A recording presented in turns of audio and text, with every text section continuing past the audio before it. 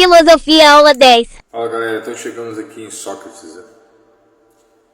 Tão aclamado aí, tido como criador da filosofia antropológica, né? Agora um homem no centro da investigação e não mais o universo, não mais a primeira matéria, né?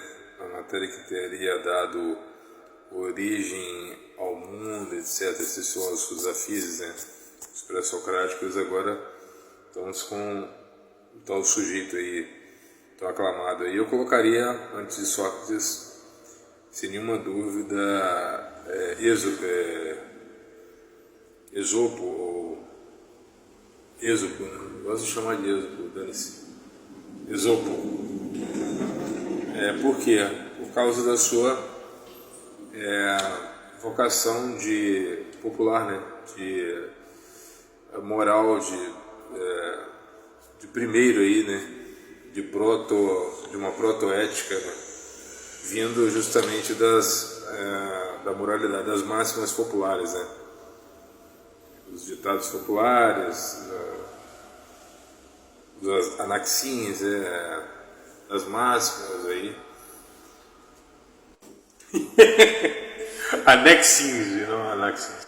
Dos adágios, né, das sentenças, das máximas aí no geral, né? Então Êxopo.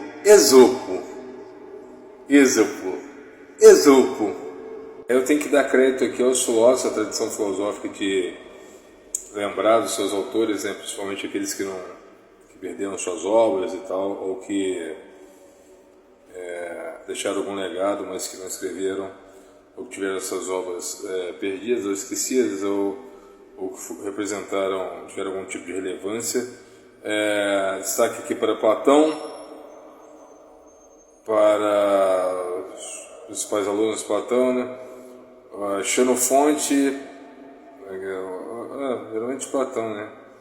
Os diálogos de Platão, os diálogos de Xenofonte, além das peças teatrais de Aristófanes e daí por diante. Então é bom lembrar, de 470 a 399 a.C., nascimento em Atenas, e principais contribuições aqui: epistemologia, ética e ontologia. Então, se referindo aí à ética aí,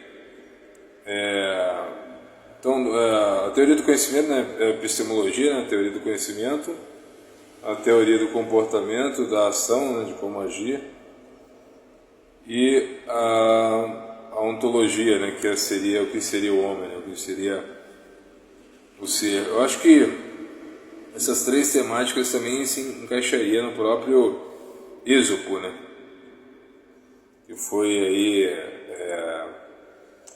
digamos aí, foi contemporâneo de Tales, muito antes de Sócrates, né? Pelo menos um século antes. Da ontologia do ponto de vista do ser antropológico, né? Dos acontecimentos diários, das éticas orgânicas, né? Do tipo de ensinamento conquistado através da ética orgânica, a própria ética em si mesma, e a epistemologia, né? A forma de conhecer as coisas, ou os pensamentos aí, ou a tradição ética, através do conhecimento, que aí vai abranger também as fábulas, etc., né, como forma de ensino, através de metáforas, né, de simbolismo e tal. Essa ideia de fábula, de enredo, né, lúdico, né, ou seja, ela não fala no sentido falso das coisas, né? Por mais que seja falsa a sua criação, mais não falam, mas no sentido moral e ético muito mais simbólico e muito mais acessível do que, não no sentido pejorativo, mas no sentido conto dessa conversa acessível, né?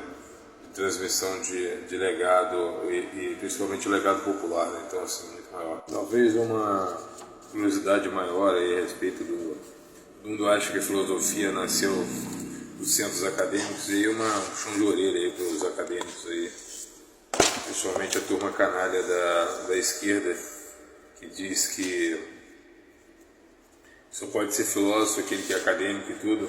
Então, o que dizer de Sócrates? Sabe? Ele era filho de escultor e parteiro, sabe? Então não tinha título algum, informação alguma, nem sobre o seu livro, nem nada, etc. E é tido como o pai da filosofia, né? Nossa, é o fundador da axiologia e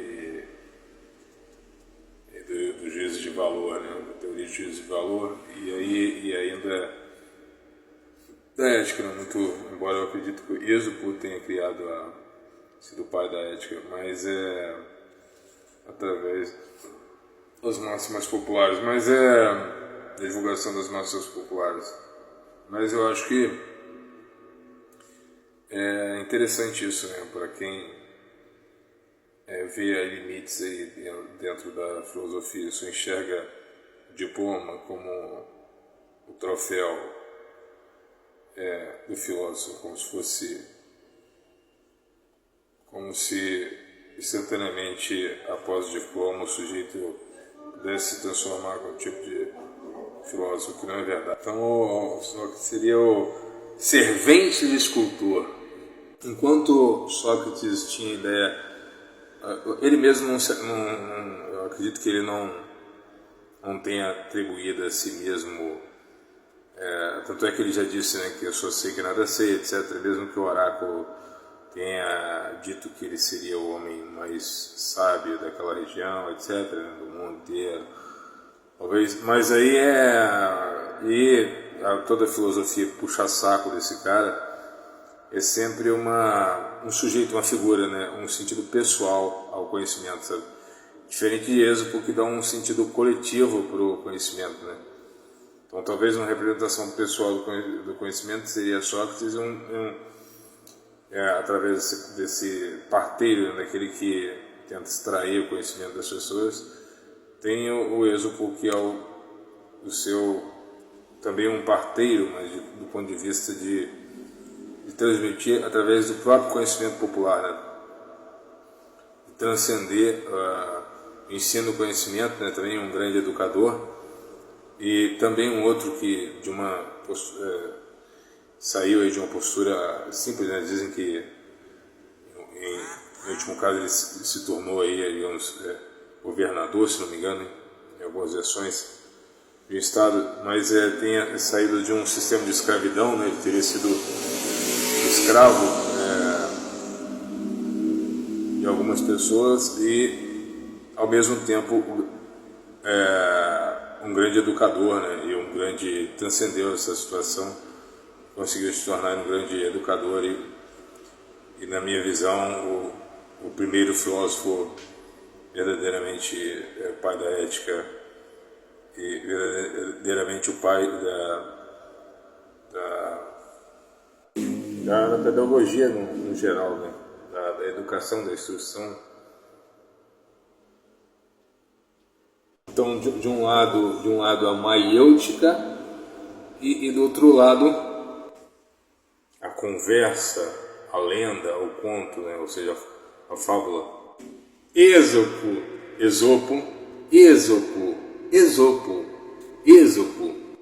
Fábula do verbo fabulare, significa narrar, falar. Dizem que Sócrates odiava tomar banho, galera. Eu acredito que enquanto Êxopo se preocupava com as máximas, né, o Sócrates teria mais um apelo subjetivo, né? Seria Sócrates um subjetivista?